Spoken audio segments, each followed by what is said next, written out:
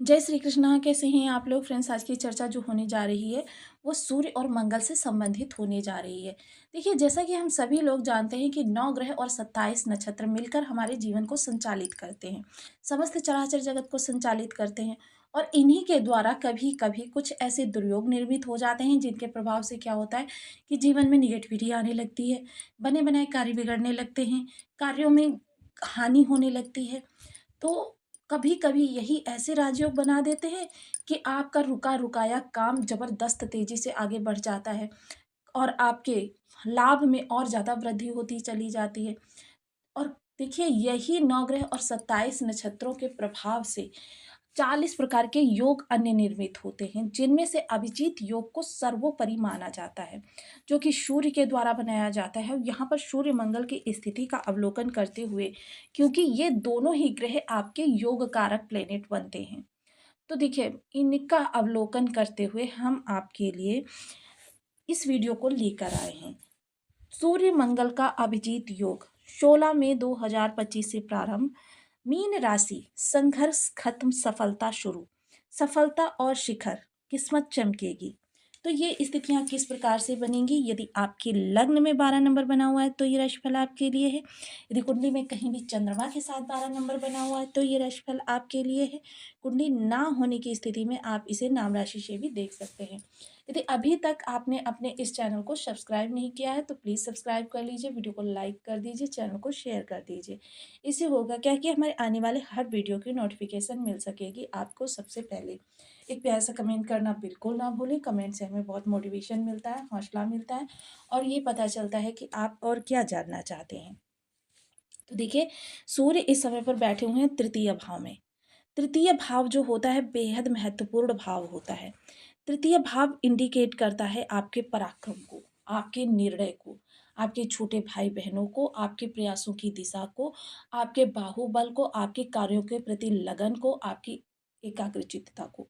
और सूर्य यहाँ पर आकर बहुत शक्तिशाली हो जाते हैं क्योंकि ये कारक स्थान है। देखिए, ये क्रूर ग्रह हैं। सूर्य हो, मंगल हो, राहु केतु हो, शनि हो। त्रिष्टाय भाव में, त्रिष्टाय भाव या उपचय भाव भी इन्हें कहा जाता है। इन भावों में ये बहुत अच्छे प्रभाव देते हुए देखे जाते हैं क्योंकि देखिए, सूर्य और मंगल क्रूर ग्रह की श्रेणी में आते हैं और वहीं शनि राहु केतु को पाप ग्रह की श्रेणी में रखा जाता है। ये पराक्रमी ग्रह है और ये पराक्रमी ग्रह जब इन 3, 6, 11 वो भाव होते हैं जहाँ पर ये पराक्रमी ग्रह बहुत अच्छा रिजल्ट करते हैं। तो सूर्य यहाँ पर आकर देखिए, मंगल के साथ इनका लाभ संबंध निर्मित हो रहा है। मंगल कहाँ पर है? मंगल आपके विचारों के घर में है, आपके पूर्व जन्म के संचित शुभ कर्मास के घर में है, संतान के घर में है, लव लाइफ में है और साथ ही साथ शेयर मार्केट, स्टूडेंट्स वर्क, उदर विकार, ये सारी चीज़ें इंडिकेट कर रहे हैं यहाँ से आपके मंगल देव। इन दोनों का लाभ संबंध बन रहा है। हालांकि देखिए, सूर्य के राशि परिवर्तन करते ही, क्योंकि सूर्य पहले मेष राशि में थे और अब ये आ चुके हैं वृषभ राशि में। मेष राशि में थे तो इन्होंने मंगल की नीचता भंग की हुई थी। मंगल यहाँ पर कर्क राशि में नीच के हैं और जब इन्होंने नीचता भंग कर दी तो मंगल की क्या है आपके लिए, क्योंकि मंगल जिन चीज़ों के कारकत्व रखते हैं, मंगल बल, पराक्रम, साहस, कार्यों को करने में लगने वाली ऊर्जा, उत्साह, मानव शरीर में बहने वाले रक्त, युद्ध, वेपन, क्रोध, अहंकार के कारक होते हैं मंगल देव। और तो जब मंगल खराब हो जाते हैं तो आप ही के अंदर इतनी ज़्यादा अरिष्टता भर देते हैं, इतनी ज़्यादा उग्रता भर देते हैं, इतना ज़्यादा गुस्सा भर देते हैं कि व्यक्ति बने बनाए कार्यों को भी बिगाड़ने लगता है, जिसे कहते हैं कि अपने पैरों पर स्वयं कुल्हाड़ी मारना। किंतु सूर्य ने इनके साथ संबंध बनाकर इनकी काफ़ी हद तक नेगेटिविटी समाप्त कर दी है। वहीं गुरु इस समय पर आपके सुख भाव से गोचर कर रहे हैं। गुरु सुख भाव से गोचर कर रहे हैं, जो कि आपके राशिपति होते हैं।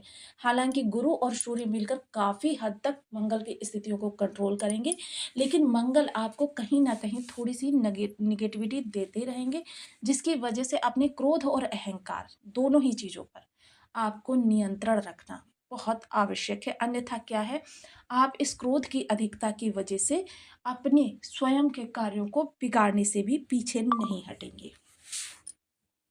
अब यहाँ पर स्थिति को अवलोकित कर लेते हैं, जो स्थिति आपकी नियमित हो रही है।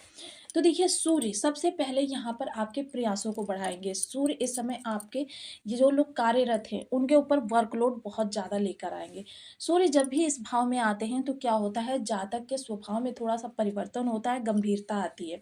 और गंभीरता आने के साथ ही देखिए जो उसके कार्य के अधिकारी वर्ग होता है या जो घर में उसके उच्च जैसे मम्मी हैं, पापा हैं, मुखिया होते हैं, उन लोगों की दृष्टि में वह जातक काफ़ी ज़िम्मेदार हो जाता है।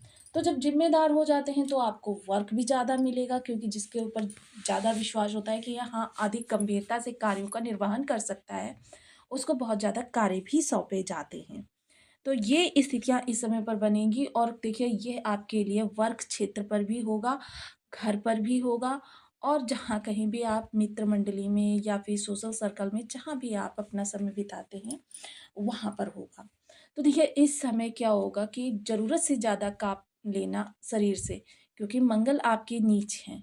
ज़रूरत से ज़्यादा काम शरीर पर से लेना आपके लिए थोड़ा-सा शारीरिक स्वास्थ्य की हानि का कारण बन सकता है। इस चीज़ से थोड़ा-सा सचेत रहें। कर्म क्षेत्र में कोई नए प्रयास करना चाहते हैं, तो देखिए नए प्रयास के लिए ही अभिजीत योग बनता है, जब आप नई चीज़ों को करने की शुरुआत करना चाहते हैं। ऐसे कार्यों के लिए अभिजीत योग बहुत ही महत्वपूर्ण योग होता है। तो देखिए इस समय आप नए कार्यों की शुरुआत कर सकते हैं। निर्णय कोई लेना चाहते हैं, निर्णय लेने के लिए आपके लिए बहुत ही उत्तम समय है। मेजर डिसीज़न लेना है आपको, फाइनेंस से संबंधित लेना है, इन्वेस्टमेंट से संबंधित लेना है, करियर से संबंधित लेना है, बिज़नेस से संबंधित लेना है या फिर अपने पारिवारिक कोई भी महत्वपूर्ण निर्णय लेना है। जो लोग भी इस समय देखिए जॉब में हैं, किसी भी प्रकार की जॉब आप कर रहे हैं, क्योंकि नौकरी वर्ग के कारक होते हैं सूर्यदेव, या अधिकारी बनने के लिए प्रयासरत हैं या अधिकारी बन चुके हैं। शासन प्रशासन से आपको किसी भी तरीके से कोई कार्य निकलवाना है या फिर आप कोई मेडिकल लाइन से जुड़े हुए हैं, ज्योतिष से जुड़े हुए हैं, इनमें करियर बनाना चाहते हैं, तो ये समय काल आपके लिए बेहद प्रभावशाली समय रह सकता है। इस समय आपकी परेशानियाँ देखिए, परेशानियाँ यही है कि आपके इस समय वर्कलोड बहुत ज़्यादा बढ़ने वाला है। हालाँकि देखिए, कुछ कार्यों को करने से आपकी प्रतिष्ठा भी बढ़ती हुई देखी जाएगी। ऐसा नहीं है कि मतलब सिर्फ़ कर्म ही आपको प्राप्त होगा और आपकी प्रतिष्ठा या आपका तो देखिए कर्म जब बढ़ता है तो ज़िम्मेदारियाँ बढ़ती हैं और उन्हीं ज़िम्मेदारियों से आपकी प्रतिभा का अवलोकन किया जाता है। आप कर्म क्षेत्र पे हैं तो क्या होता है, डायरेक्टली आजकल बहुत कम लोग, और पुरातन काल में भी यही होता था कि क्या होता था, व्यक्तियों को कुछ ऐसे कार्य सौंप दिए जाते थे। उन कार्यों को करने के तरीके से, उन कार्यों के प्रति आपकी लगन को देखकर, कर्तव्य निष्ठता को देखकर आपको प्रमोशन वगैरह दे दिए जाते थे कि आपको पदोन्नति दे दी या पारितोषिक दे दिया गया। इस तरीके की स्थितियाँ सेम वही चीज़ें आजकल के समाज में भी लागू हो रही हैं। तो देखिए ये समय काल आपकी प्रतिभा के अवलोकन का भी है।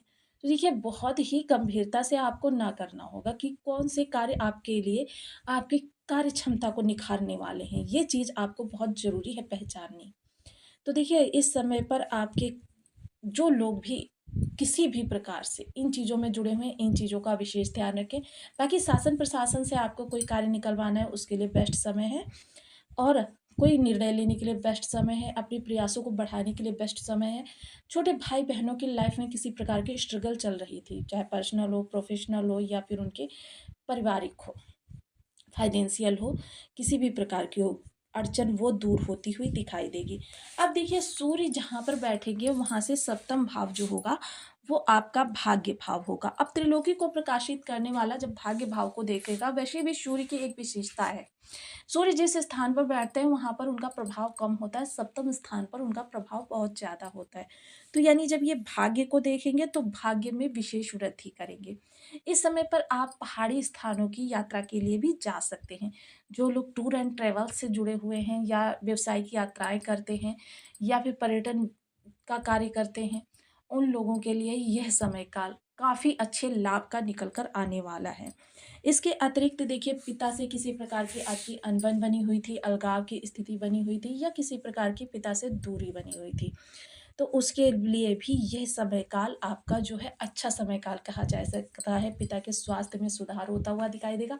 पिता यदि कार्यरत हैं, तो उनके कार्य में भी इस समय काफ़ी ज़्यादा आपको अच्छा समय देखने में आएगा। उनकी जो अब कहते हैं ना कि परेशानियाँ बनी हुई थी या किसी प्रकार का दुर्योग बना हुआ था कि उनका कार्य नहीं चल रहा था या कार्यस्थान पे काफ़ी विषमताएँ आ रही थी या उनकी लाइफ में काफ़ी स्ट्रगल थी, तो ये सारी चीज़ें दूर होती हुई दिखाई देंगी और आपके पिता के बीच की ट्यूनिंग बहुत अच्छी होती हुई दिखाई देगी।